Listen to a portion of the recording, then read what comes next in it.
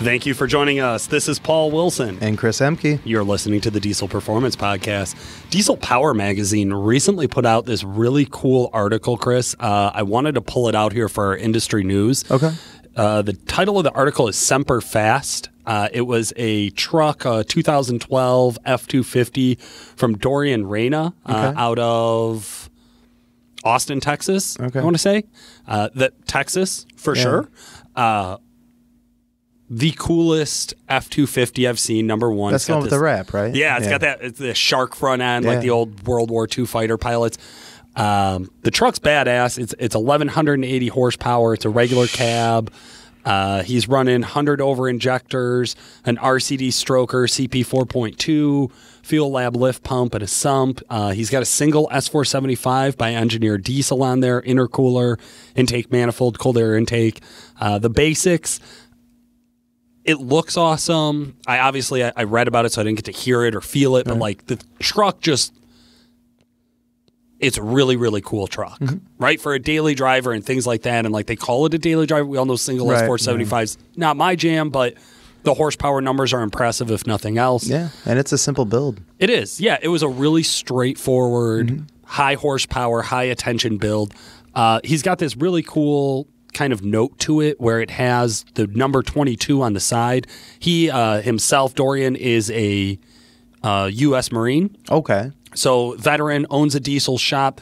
The name of the shop, if I can remember correctly, is Power Stroke Ingenuities. Okay. Seem like really cool guys. So he's got the number 22 painted in huge letters on the side of the door.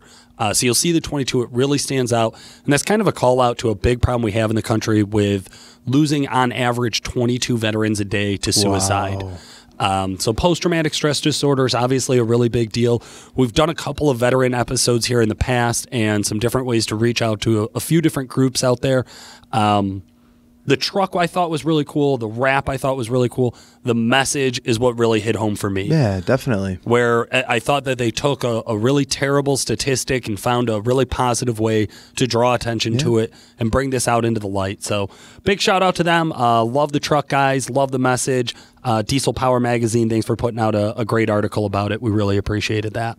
Okay. Yeah. No, that's awesome. And speaking of putting out content, somebody who does that pretty regularly is Exergy. Yeah. Exergy Performance, of course, sponsors our Do's and Don'ts segment. I changed up the segment just a little bit for today because I found some really solid content from them where they had in the past, they had published the 5 most common injector failures. So I thought you and I could just run through them here real quick, Chris. Yeah, I think let's go through them and then we'll talk a little bit on it because as I'm looking over the notes here, there's so many things that pop up in my head. Yeah. So I'll take the first one. How about that? We'll just get right into it. So worn injector ball seat. So I think a lot of guys, they need to understand what that is. So there's a seat, right, a platform, and there's a ball. And the mechanism, it basically opens and closes by solenoids, right? Yep. And that's what allows injectors to flow through the nozzle into the cylinder. So in other words, when the ball makes a clean contact on the ball seat, no fuel's getting through. So it's completely blocking that off, and that's by design, obviously, because you don't want to be leaking fuel into the cylinder. And then when it opens, fuel flows, right? So I'm with you. This is pretty fucking simple. Even pretty straightforward. This is pretty simple. When you have a worn ball seat, well, what happens there? Fuel, when it's closed, is going to leak through. Hence hazing, hence I'm sure balance rates are going to play a role in here at that point. Yep. So those are where a lot of the drivability characteristics and the smoke characteristics are going to come into play. It's funny you say that because when they published this content, there was these 5 problems and only 3 symptoms. Okay. So a lot of injector problems, even though they're going to be different from ball seat to something else, it may come out and show itself as a hazed idle. Just because you have a hazed idle doesn't mean it's this problem. Could be a ball seat. It could also be a cracked nozzle body. It could. We've seen them. Right. Totally possible happened. And would show itself the exact same way. Cracked nozzle body is actually number 4 on the list. Chris took number 1. I figured you'd want to jump back to number 3 there. It seems like you have the odds. Yeah, the blown internal high pressure seat, that again kind of goes with the ball seat. So 2 components there, right? Yeah, so high pressure fuel comes up to the injector, but the whole injector body isn't filled with high pressure. Correct. Right? So that's a controlled system there that allows high pressure fuel to come into the injector. So just like just like before, which is why I thought it would match up well there. If the blown internal high pressure seat is fucked up, again, exact same symptom. Messed up. PG. Messed up. We're yeah.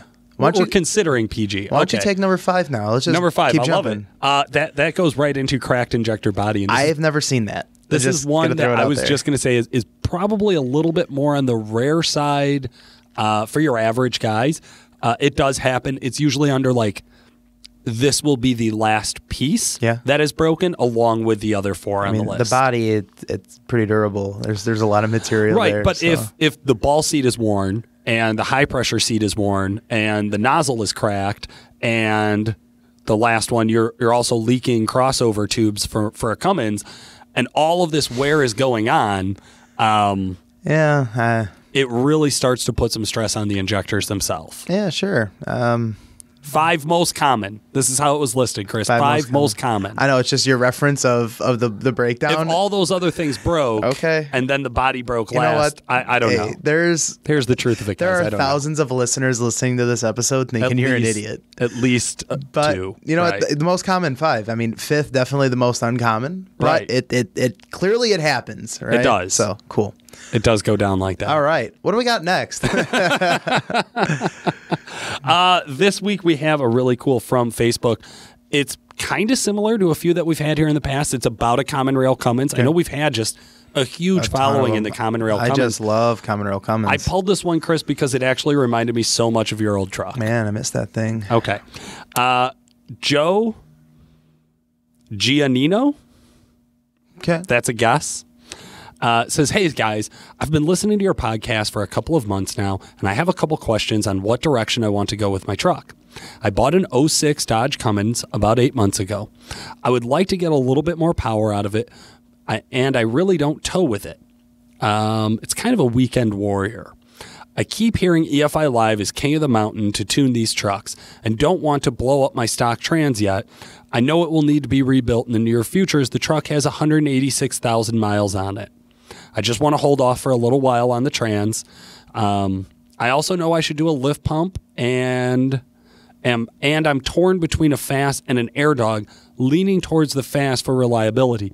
Ultimately, I'm looking for advice on how to tune the truck the right way and hopefully not blow the tranny just yet. Thanks, guys. Love the show. Joe Giannino, thank you so much for writing in a message. All of our other listeners, please feel free to write these in. If we don't read them on the air, either Chris or myself, usually myself, will end up replying to you and try to get you some information back. Chris, 06 Cummins, 186,000 miles, stock trans. This is your jam, bro. Yeah. Surprised the stock trans lasted 186,000 miles. I know, me too. Yeah, that's you actually stole my joke. I had a planned joke in here, and you just crushed it. I figured I'd fuck your day up since you like to bash me on the we're the PG. messaging. We're PG. Right. I forgot. All right, can you not fucking swear? Yeah. Shit. All right, but for real, 06 Cummins. All right. What would you do, Paul? Let me start off. Yeah, what would you do, Let Paul? me kick this party off. What would Paul do? Paul would definitely do EFI Live. I'd consider MM3, but because it doesn't have a J1939 link, I would go with EFI Live so I got switchable tunes. I'd throw an Edge Insight CTS2 monitor up in the windshield so that I could keep an eye on everything. I would do the fast lift pump. It's nothing against AirDog. I think AirDog makes a good product. They do. I think both companies have evolved over time, and they both offer really simple, really solid solutions. I don't think there's a wrong way to go there. Fast is just, to me, easier to get because I work here. They do also have a lifetime warranty, so I think there's something to be said for that. There's 2 things with Fast. You pay MAP pricing, and you send in the warranty card, no questions asked. And that's it. Yeah. If you do those, if you did those 2 things, you're good. You're golden. I definitely would throw a cold air intake on it, probably an S&B. Again, nothing against any of the other intakes out there. S&Bs fit. They look nice. They work. From there, my 5.9's about ready to roll until she's really up for the next stage. Until the tranny is smoked. Yeah. Now you're talking big money. Which for me is like 2 days in the big tune. Yeah. I don't think you've ever driven anything in a big tune. But trans next, then maybe throw a turbo on there, and these trucks drive really nice at 600 horse. Yeah, absolutely. Stock fuel setup, and it's all about setting that foundation to grow, because Like anyone else, man, you tune it stock trans, it's not enough. You build the trans, tune it again, not enough. Do a turbo, still not enough. So, it's one of those things where, man, I only want X amount of power. Those guys call back a year later, man, it just wasn't enough. My buddy's got, I know, I've been there. I got to be just a little bit. That's what I got to be just a little bit faster. Yeah. Just a little bit. When the bug bites, man, that's okay. Absolutely. So, guys, now is usually where we do our from the shop or in the shop segment. Where are our shop guys, Paul? Where are our shop guys? From Duramaxtuner. They are in the shop. In the shop. Making money. Like quite literally. So when we rolled out this segment, I had talked to them about, hey, man, we really, I know we're pulling you out of shop time. We got to do it. I came down there today and literally every technician I walked up to just started laughing at me of like, no, I'm going to be here till 8 o'clock tonight. Which is a common thing with you. Like they laugh at you. Yeah, for sure. For sure. Yeah. Yeah, they don't like anybody with clean hands, so fuck them. That is very true. Yeah. So anyways, nothing from the shop this week. I will give you a couple of highlights. They did a little bit more work on the Apache. There was a couple more turbo swaps out there doing a little more testing. LB7 67 G2 is officially available. Jeez, such a long name. Well, it's Stealth 67 G2. The model is for your LB7. There's 3 models. Yeah, but it's like so the model RDD2, for your LB7 is available. V2, 67, like awesome. Love it. Sorry. Love it. No, great. Thank you for adding to the podcast. I really appreciate it. You're really welcome. No, but seriously, Badass Turbo. The podcast went live, a week ago for the 67. I started getting some calls on it, some inquiries. Like guys were like, hey, why didn't you tell me about this before? And it's like, because it was secret.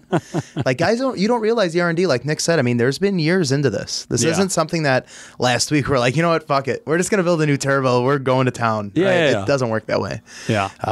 It was on the other hand last week like, hey, fuck, who were we supposed to interview tonight? Oh, Paul didn't book anybody? Hey, Nick, what are you doing? Yeah. Way to put Nick on the spot. He loves it. He does. He loves it. He definitely enjoyed it. Yeah. It was a fun one, though. 67 G2 on the shelf, ready to ship. If you need one, get a hold of Chris. Yeah, I'll take it. 2121's my extension. If you guys have any questions. I did talk a couple guys out of it. So I'm not going to lie, I like to know a little bit more about the truck and the use. Sometimes some things are just not meant to be for that platform. Let's talk about the differences between a Stealth 64 and a Stealth 67 for your LB7. So I have an LB7, Chris. Okay. I'm considering these 2 different turbos. Yeah. What should I buy? So, I'll ask you, how do you use the truck? I'm so glad you asked. I use the truck to drive back and forth about a half hour to work, mostly on the highway. I tow my bass boat here and there on the weekends. Paul the fisherman. That's about it. All right. Built trans or stock? Built trans. Do you plan on building the motor? Probably not. I mean, if I was going to, I would do it all the way and do 1,000 horsepower build. Okay. But at this point, I just want to get as much as I possibly can. And what size injector and pump do you have in the truck? I'm stock now, but I'm considering upgrades because it's an LB7. I know my injectors are bad. My CP3's weak. So what I generally coach guys at that point is, number one, you were very skeptical about building the motor. The 67.7 is really not going to come to life on a stock motor truck, get the full potential. Now, granted, it's not a huge price difference between the 64 G2 and the 67 G2, but you're going to have a nicer driver with the 64 G2. Okay.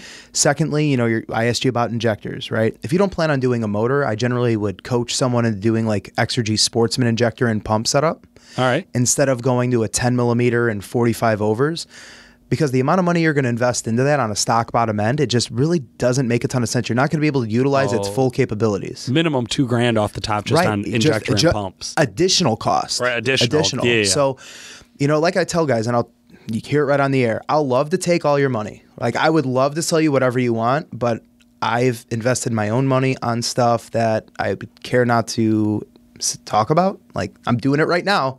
We've all done it. I would love to talk about it. No. What truck? Okay, I'm sorry. So you were wrapping up to a point of like, you coach people to the right product. It's just all about, making sure that you're investing your money in the right areas and getting the most out of it. You're towing a bass boat. You don't plan on building the bottom end. It's a stock injector pump truck for now. You might make slight upgrades in the future. I think the 64 is going to be a home run. Now, if you said, listen, man, next season, next winter, next tax return, building the motor, I'm going to do 60s and a 10 mil, like that's been the end all be all dream, and I want a good driver. The 67 is going to be the ticket for that guy, and having that ability to grow. Right. So, it really just depends. I mean, it really just depends on the truck and the application. I have just one question for you. Okay. What truck did you piss away the most amount of money on? It's a really sad story because I had an 01 VP truck that ended up getting a built motor with a 12 valve with twins. It was a manual trans truck that I converted to a 47 RE manual valve body setup. Parts for those trucks are cheap. I probably had $8,000 to $10,000 more into that truck than I did my common rail with a built motor and injectors and a pump and a turbo. That was really dumb. Yeah, it was. But you know what? At the time, years ago, we're talking 8 years ago, the market and the industry wasn't where it is now. So you were calling all these shops, going on the forums, trying to get information. In the information, the forums these days, we talk about it at the shop all the time. You will screw yourself if you listen to guys on the forum. And I'm not bashing anyone on the forums. I'm just saying that there is a lot of information that is misled or it's provided by self-proclaimed experts. How dare you? I'm sorry, I said it. How dare you? Yeah, I know if I put water in my oil, I will be able to run at a higher RPM. That's true. But no, that's not true. Don't fucking do that. Don't do that. I can tell you the first engine that was ever in my white truck, I had 5 different turbos. No, you didn't. Yeah, 4 different injector setups because different shops said, you got to run this. This is going to work. And then I get it on the truck and I'm like, the fuck is this? Multiple tuners at the time. And then when I went to the 12 valve engine, multiple parts that never got used, had to sell them off, lost my ass. So it's like, I never say put all your eggs in one basket and deal with one shop, but you call 10 shops, you're going to get 10 different recommendations or probably 12 different recommendations. And every shop's idea of drivability is much different than the next. So again, when we talk on the phone with guys, it's always about data-driven results. This is what we've experienced. This is what we offer to back up what we're recommending. Like, I'm not just recommending a product. I'm going to recommend a solution. I'm going to recommend data. I'm going to offer you data to that. If you had that $8,000 to $10,000 that you pissed away on that crappy truck, what would you invest it into now? Oh, God. Have you ever been interviewed by somebody who doesn't care what you say? No. Yeah, I have a car project now. I really don't care. I don't care. I have a car project, and I've invested more into that at this point because it's fun. So like I said, I've invested a lot of money on a lot of dumb stuff. My LB7 pissed a shit ton of money away. A lot of money. My white, my second gen pissed more money than I knew it would do. I didn't even make much money. I don't even know how I fucking afforded that back then. Yeah. My 07, my common rail, I still to this day don't know how I swung that. Yeah, luck. Pure luck. Just the motor. I was here for that one. Yeah, that one was just pure luck. Nick's a good boss. He came in clutch, helped me out. But when the truck was back together, he was paid. Yeah. I didn't owe him anything more at that point. And then I just so happened to luckily sell it for pretty much what I had into it. Right. So God was looking out. So I think that's like the smartest decision you've ever made with a vehicle. Yeah, was selling it on somebody's first offer, and you didn't even have the truck together for 2 weeks. When you sold I had 1,000 miles on it. Yeah, It was nothing. It was nothing, but you know what? It all worked out, and I laid low for a year and did a car, and I'm not bashful about it. If I want to take a truck, we have a ton of trucks at our disposal to take out. And I'm not saying I'm not going to have another truck. There's going to be another truck in the future. Yeah, I'm with you. I got rid of the Kodiak a couple of years ago, and then I was driving Owen's old truck, our shop manager's old truck, the 7.3 for a while. Powerhouse. It started every day. I live so close to work. I was like, well, this is dumb. I don't need a truck for anything. And then, we really have talked several times about the convenience of working in diesel performance. Which, speaking of, if there's any machinist in the greater Chicagoland area, we do have a machinist opening for the machine shop over at Duramaxtuner. We'd love to hear from you guys on that one. So check it out. Please. Facebook poster out there. Reach out to us, guys. We're looking. Absolutely. Well, Chris, I'll tell you what. I think we have burnt up enough of our listeners' time. Yeah. Why don't we get the show going and actually get John Schirado on the phone? Cool. We got him right here. John, how the hell are you? I'm doing pretty good. How about you guys? We're doing great, man. Thank you so much for taking some time out to join us today to talk about being a qualifier at the Ultimate Callout Challenge 2018. Yeah, no problem. Thanks for having me on the show. No, not a problem at all, man. We were excited when we saw your truck. It looked like a really cool rig. Can you tell our guests a little bit about the truck you're bringing to the qualifier? Yeah, actually, well, first of all, I appreciate that. And second of all, it's a 97 Dodge and it's got a P-pumped 6.7 based engine in it. It's got a Hamilton block that we punched out a little bit, solid block, and then 24 valve head off of a 06 Dodge. Okay, so kind of a Frankenstein setup here.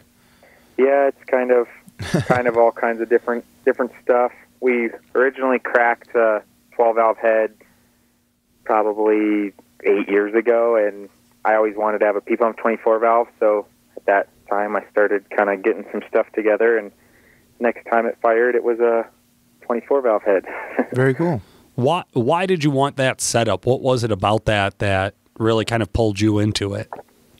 Well, when I did that, I guess it's probably been about since 2010 when I did that, and so 8 years. And I just always thought the 4-valve head kind of seemed like a better design. I was pretty young then, and I guess I just kind of didn't really know exactly the differences in injector spray angles and all that kind of stuff, where it just made sense to me how with a 4-valve head, the injector's in the center of the bore, spraying in the center, it seemed like it would be easier to kind of get timing and everything else kind of dialed in a little bit better. Okay, cool. How long? Sorry, go ahead. Oh, no, I was just going to say, like, how long have you been working on this? Because I've noticed a couple years apart, right? So. Yeah, so actually, the first time, I've had this truck since 2008, wow. And then it's kind of how projects always go, where we've been working on it ever since. But it's ever changing, and we found a lot of struggles, or we've had a lot of struggles trying to get the 4-valve head to work kind of to the same power potential as a lot of people have gotten the 2-valve heads to work to, where it seems like with the 12-valve stuff, they've got the mechanical injectors really dialed in, and as far as dual feeds and triple feeds and all that kind of stuff, it's just everybody has kind of done that, where with the 24-valve style injectors, there's a lot of hurdles that we found out about. What kind of problems have you run into? Just, I guess, where people have had the 12-valve injectors are obviously fed from the top into them, so I think it's mainly just because that's what the trucks came with, but people have been doing dual feed ports and triple feed ports and all that kind of stuff in those injectors for years, where with the 24-valve stuff, it seems like, where the fuel comes in the side of the cylinder head, and you've got your connector tube, then there's the passages into the injector, and it's got to make a 90 in the injector body. So I just don't really know exactly where the restrictions were, or we didn't know where the restrictions were in that system until we started trying to get big nozzles on them, and then realizing we didn't have the bodies didn't flow enough, so we started modifying that stuff, and we're just at, around 4,500 PSI of injection pressure, where it's not as much of an issue for the common rail guys at 30,000 PSI. Sure. It'll make it kind of put the fuel in. Yeah. If you're just forcing it through there, that's one thing, but I hear you when you're flowing at a lower rate, restriction's a big deal. Yeah, okay. Exactly. Well, it sounds like you've been around diesel performance for some time, which makes sense with you coming up as a qualifier. Can you tell us a little bit about your history in diesel performance? Have you been at competitions before? Yeah, I've never sled pulled before. I've done some dyno events, but again, not very many of those. I've always been more into drag racing, and I've been drag racing for about 10, 11 years now, and we did probably the last 4, maybe 5 years, the NHRDA. We traveled with them, and I raced in Super Street, but it's just since it's been an ongoing process, the truck has been changing, and I just always kind of wanted to do a Pro Street truck, so at this point, my truck kind of doesn't fall into any category. So we're in between Super Street and Pro Street kind of right now. How did you do in the Super Street series when you ran it? We did okay. The truck ran 970s-ish, it was pretty consistent until we broke our first block, and it when I broke the block, I wasn't really expecting it. We didn't really have a spare engine built for it, so that wrecked the end of that season. And then we started looking into stronger options, and we ended up going with a sleeved 6.7, and kind of felt like we had a pretty solid setup to go get back into racing again. And we cracked another block. So, oh no! Yeah, so we're kind of hoping that the solid Hamilton block is the answer. And from everything that I've seen with the block, it's definitely a lot beefier unit. So we're hoping that's not going to be a future issue. Seems to be fairly common, those blocks in some of the trucks and the competitors these days for the Cummins. Yeah, you know, I think everybody's running into that same problem of pushing the envelope and starting to see the stock blocks actually crack from the big horsepower and torque numbers. Do you have an estimate? Have you run this thing on the rollers? How much horsepower are you hoping to bring to UCC? I guess I kind of feel like everybody else, where I didn't want to build a truck to get second place. But I don't know. I would like to break the 2,000 horsepower mark, but I'm not really sure. It's never made that much power before. We've kind of floated around the 1,500 horsepower range for a while. Or with the first block that we broke, it was around 1,500 horsepower for 2 years. And then the sleeved 6.7 block that we broke, that one we were just kind of breaking in. It wasn't even cranked up all the way. It was around probably 1,300 horsepower when we broke that one. So wow. That was kind of a bummer deal, but we're hoping that we'll be able to turn it up with this block and be around that 2,000 horsepower range. Turning it up means we got to talk about your fuel and air system. Without giving away any secrets, can you tell us about how big of injectors and what turbo setup you got? Yeah. So we've got a 13 mil pump that Seth Farrell did for us, and it's around that 1,000 cc mark. So it should be a pretty healthy 13 mil setup. Definitely, I think in the sled pulling world, that's pretty proven in the 2,000 horsepower range, but not as much, I guess, in the drag racing mechanical truck world. But for injectors, we're running. They're currently being made just because, like I said, with all the hurdles that we've had with the 24-valve injectors, but power-driven diesel and barrel diesel both are working on that with us, trying to get a really big set of dual-feed injectors in it with ported entry ports into the side of the injector, and it's got 120 connector tubes and 093 fuel lines. You went all out, right now that we're trying to be. Well, we had 5x25s last year, and they're bigger than that. I'll tell you that much. Wow. So literally, you just have garden hoses in every cylinder. Kind of, I guess, but hoping to get it atomized though. So right. Kind of keep that bottom end power a little bit too. Yeah, absolutely. All right. Well, you had mentioned that you've never sled pulled before, and you're really set up in drag racing. So walk me through the chassis setup. Hold on. We never even got to turbos. I'm sorry, I skipped turbos. We never talked about Good air. catch, Chris. What's the turbo Good setup catch. on this, John? So we're putting a GT55 on the manifold and going to feed it with two 488s. The plan right now. You are coming to party. Okay. All right. Now go back to what you were saying, Paul. Okay. Drag race background, no sled pull experience. What's the chassis setup on the truck now? So it was. We're changing some things on it right now, but it's always been. It's an extended cab long bed truck, and it's always been on leaf springs because that was one of the rules for Super Street.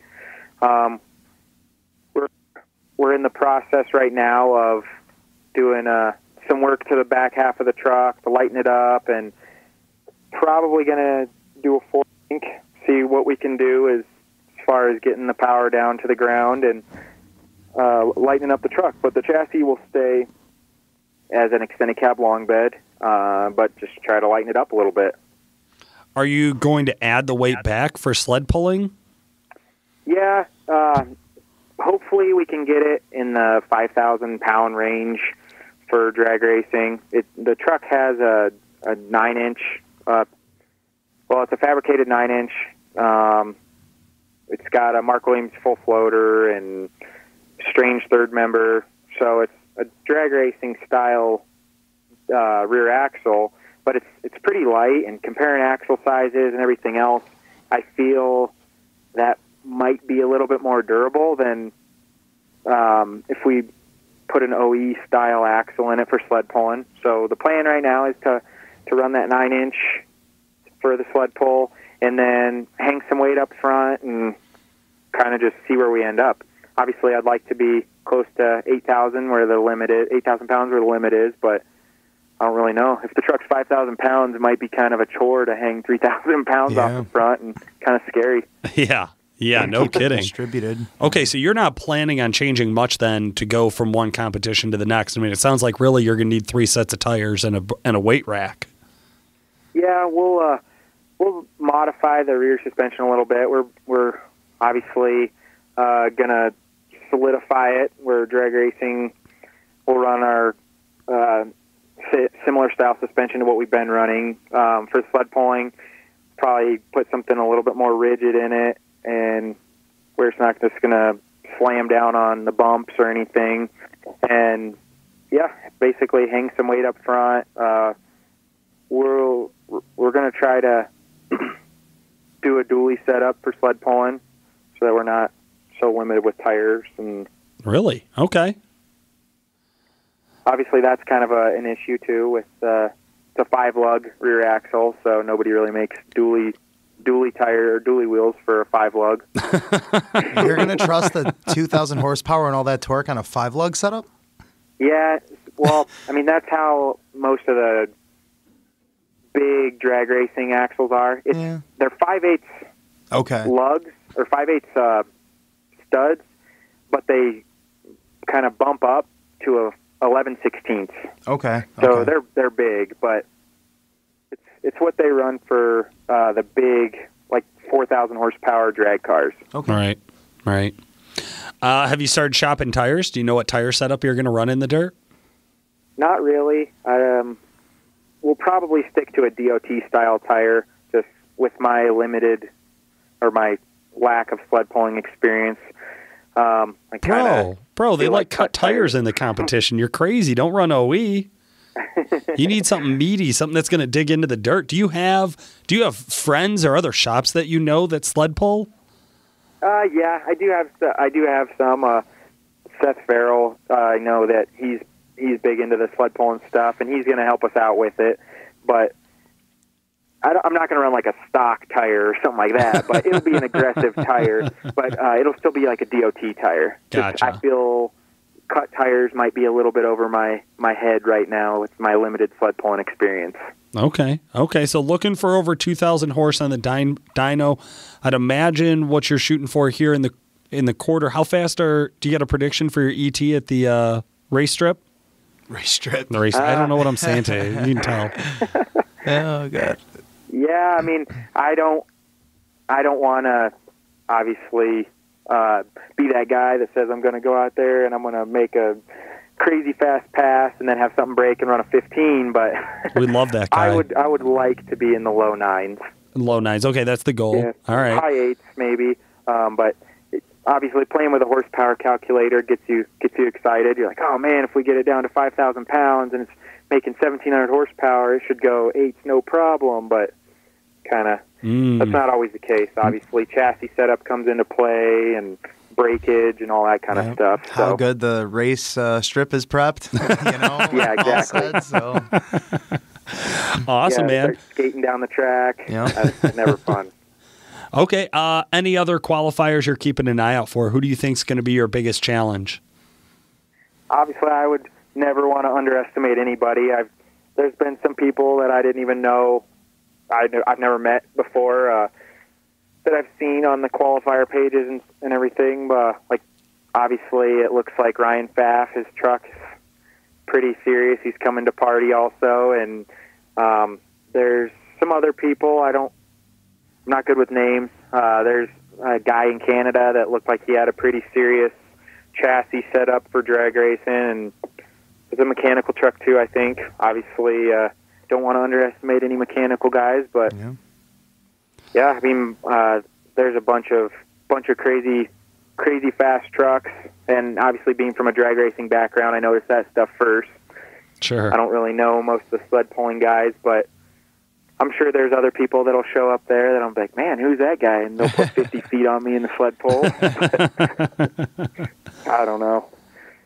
Okay. Just, we're going to try to go out there and just try to do better than we've ever done before. I'm not really that concerned with what any of the other people are kind of doing right now, just because it's a little bit different than any of the racing we've done before, where I'm used to going out and trying to kill the tree and cut .0 lights every time, where obviously I don't have to do that this time. It's just fastest ET, and so it's a little bit different competition than what we're used to. Yeah. I dig it. Awesome, man. Well, I definitely appreciate you carving out some time to talk to our listeners today. I know they appreciate hearing from you. We're all really excited to meet you out at the UCC. That's May 4th, 5th, and 6th in Brownsburg, Indiana. Anybody you want to give a shout-out to, John? Yeah. So Seth Farrell for getting us all the fuel to get the truck to make the power that it should, and Will and Todd over at Power Driven for helping out with that as well. And obviously everybody at the shop here at that Granby Truck Shop where I work, and all the people that take all the time to kind of pick up the slack when I'm working on my truck, and my fiance for putting up with me coming home at midnight and cooking me dinner at the shop. That's a good one to slide in there for the end for the shout outs, man. Well played. More romantic than Chris or myself. Well, John, again, thank you so much for joining us. Listeners, we can't wait to meet and see you guys all out at Brownsburg, Indiana, May 4th, 5th, and 6th for the Ultimate Callout Challenge. Little caveat for any of our listeners who stuck through till the end here. Chris and I will actually be with KJ Jones when he announces Diesel Power Challenge competitors. That's going to be fun. I'm looking How crazy is that? Yeah. So we are the official podcast, the Ultimate Callout Challenge. We're also the official podcast of Diesel Power Challenge. KJ's the editor of Diesel Power Magazine. He's going to be there. He's going to do a Facebook Live. Yep.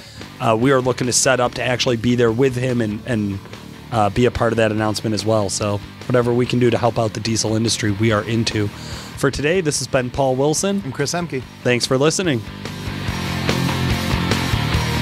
The Diesel Performance Podcast is brought to you by Calibrated Power Solutions, home of Duramaxtuner.com. Calibrated Power develops emissions-equipped calibrations for a wide variety of diesel powertrains, including the Duramax, Cummins, PowerStroke, John Deere, Case, New Holland, and many more. For more information and great customer service, check out calibratedpower.com or call 815-568-7920. That's 815-568-7920. If you'd like to contact the podcast, send us a message through Facebook or email Paul at Duramaxtuner.com or Chris at CEHMKE@Duramaxtuner.com. Paul and Chris may be contacted by phone. Chris's extension is 2121 and Paul's is 2122. Hey, thanks for listening. Your feedback is appreciated. Please rate and review us on iTunes, subscribe on YouTube, like us on Facebook, and by all means, let us know if you have any ideas for a podcast. We'd welcome any suggestions.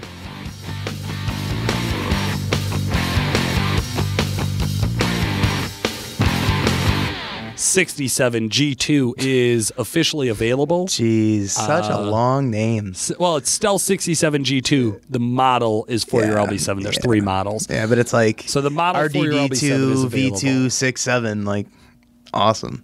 Love it. Sorry. Love it. No, great. Thank you for adding to the podcast. I really appreciate it. You're really welcome. No, but seriously, Badass Turbo.